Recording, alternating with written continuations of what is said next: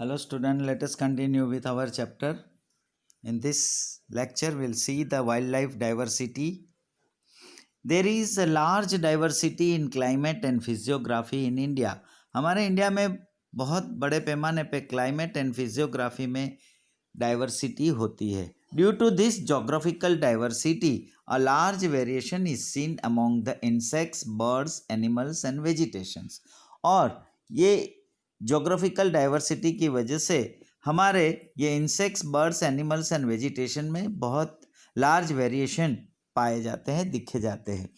There are about 15 lakh species of animals, birds in the world.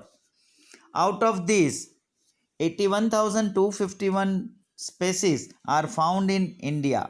India stands 12th rank in the world in terms of biodiversity. Biodiversity में India world में 12th number पे है. Total animals and birds की विश्व में 15 lakh species है, अलग अलग जाति प्रजाति है, जिसमें से 81,251 species are found in India. और इंडिया में 81,251 स्पेसीज पाए जाते हैं. Animals from Asia, Europe and Africa are seen in India. India में एशिया, यूरोप और अफ्रीका के एनिमल्स दिखते हैं. अफ्रीकन ज़रक, European wolf, wild goats and Kashmiri deer, elephants and gibbons from south east Asia etcetera are found here. और India में ये अलग अलग प्रकार के, अलग अलग कंट्री के एनिमल्स पाए जाते हैं. The biodiversity of India includes black bear, one horn rhino deer, different types of snakes, peacock, घोरड, bustard, hawk, kingfisher, flamingo, etc. The snow leopard in Himalayas and the red panda found at the same altitude are distinguished animals here.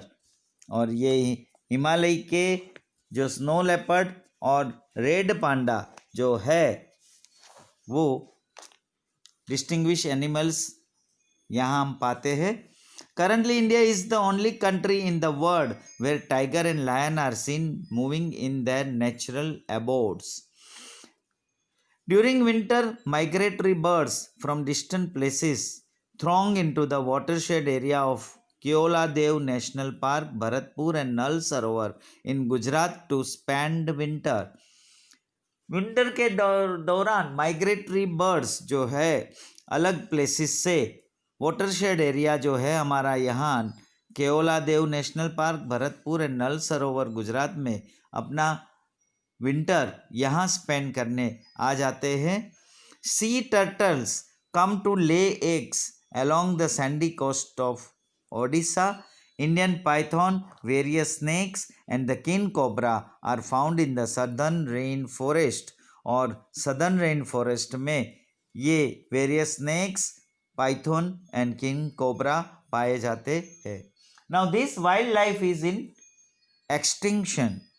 Today many wild animals in the world are on the verge of extinction.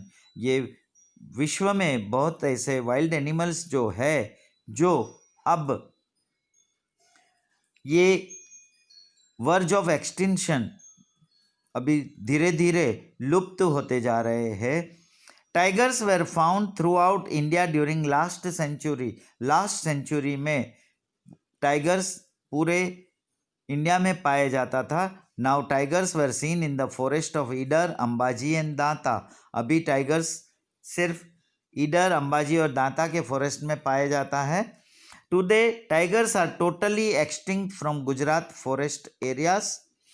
अभी tigers जो है पूरा गुजरात के forest area से लुप्त हो गए, मिलना दुर्लभ है. Cheetah is also extincting from Indian forest. Indian forest से चीता भी अभी कम पाए जाते हैं. Many bird species which were very easily seen in Indian forest are now hardly seen. जो बर्ड स्पेसीज, बहुत सारी ऐसी स्पेसीज थी जो इंडियन फॉरेस्ट में इजीली दिखते थे, अब बहुत कम दिखते हैं. Some of them like vulture, duck with pink throat, cranes and owls are on the verge of extinction. Chilotro bird, once widespread in Arunachal of northeast, is not seen so easily. जो पहले ये चिलोत्रो bird Arunachal में बहुत ही फैला हुआ था, आसानी से दिखता था, अब वो आसानी से नहीं दिख रहा है. There is danger of survival to the alligators of the fresh waters of the rivers and Ganga river dolphin. ये भी इनके लिए बचाना डेंजर हो गया है. जो डॉल्फिन और जो एलिगेटर्स है, मगरमच्छ जो है. The number of sea turtles approaching the coast of Odisha and Gujarat is constantly decreasing.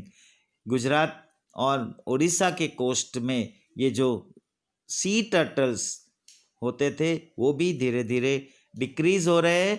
Water fowls, जल बिलाड़ी, once found frequently in Narmada, Tapi, Mahi and Sabarmati rivers of Gujarat is almost extinct. ये भी जो जल बिलाड़ी है जो नर्मदा, तापी, मही एंड साबरमती रिवर्स में पाई जाती थी वो भी धीरे धीरे दुर्लभ हो रही है, लुप्त हो रही है. A time has come for us to think about this seriously. और हमें इसके बारे में सीरियसली सोचना ज़रूरी है. Now reasons for the destruction of wildlife. Wild का डिस्ट्रक्शन क्यों हो रहा है, उसका रीज़न क्या है? तो सबसे पहला, due to the human interference in grasslands and in watershed area of the forest, the natural habitat of the wild animals is put in danger. जो वाइल्ड एनिमल्स नेचुरल हैबिटेट से डेंजर है क्योंकि human interference का पूरा forest area में आ जाने की वजह से इनका खतरा हो रहा है. Destruction of forest is the main reason responsible for natural imbalance. Natural imbalance के लिए भी ये मेन रीजन रिस्पॉन्सिबल है. डिस्ट्रक्शन ऑफ फॉरेस्ट, जो फॉरेस्ट का, जंगलों का नाश होता जा रहा है. It's final impact is the reduction in the number of wild animals. और इसका फाइनल असर जो है वो वाइल्ड एनिमल्स जिसकी वजह से धीरे धीरे कम होते जा रहे हैं. Hunting the animals to obtain hair, skin, bones, horns और नेल्स इज ऑल्सो रिस्पॉन्सिबल. ये सारी चीज़ के लिए एनिमल्स का हंटिंग करते थे, ये भी रिस्पॉन्सिबल है कम होने का. The over exploitation of forest made by human for his greedy motives such as roads, multipurpose projects, mining minerals, expansion of new settlements और cities displace the wild animals. और मेन फॉरेस्ट का exploitation जो है वो इंसान की लालचा motive से, ग्रीडी मोटिव से, लालसू, जो रोड बनाने के लिए, बड़े बड़े प्रोजेक्ट के लिए, नए बड़े सिटी को सेटलमेंट करने के लिए ये फॉरेस्ट का नाश करते जा रहे हैं. Forest lands are being encroach for grass, fuel for grazing. The forest fire engulfs many species. When the forest fire occurs at the time of rearing the young ones of the birds or hatching the eggs, it creates a negative impact on the number of wild animals. Forest land में जो grass के लिए control हो रहा है या forest fire जो हो रही है जिसकी वजह से बहुत सारे बर्ड्स और उसके यंग वंस जो होते हैं वो वाइल्ड एनिमल्स की नेगेटिव इम्पैक्ट क्रिएट कर रहा है फॉरेस्ट फायर की वजह से. Due to the loss of the natural habitats, इनका जो नेचुरल रेसिडेंस है, हैबिटेट्स है, many animals without any abode come into conflict with man and sometimes even lose their lives. और जिसकी वजह से ये इसका घर निकल जाने की वजह से इनका कॉन्फ्लिक्ट होता है मैन के साथ और समटाइम्स वो अपनी जान गंवा देता है. हंटिंग टू प्रोक्योर बायोमेडिसिन और things which make perfume also bring the species on the verge of extinction. जो परफ्यूम के लिए या बायोमेडिसिन के लिए प्रोक्योर करने के लिए हंटिंग होता है, ये भी एक एक्सटिंक्श ये जो वाइल्ड एनिमल्स या बर्ड्स या एनिमल्स कम पाए जाने का रीज़न है. Things to know may just see the red panda is found in the cold forest of eastern Himalayas. His food is bamboo sprouts, eggs, small birds, insects. It is less active during the day. Besides India, it is also found in China, Nepal, Bhutan, Myanmar. So here we stop our lecture. We'll continue next lecture, measures of preservation of wildlife.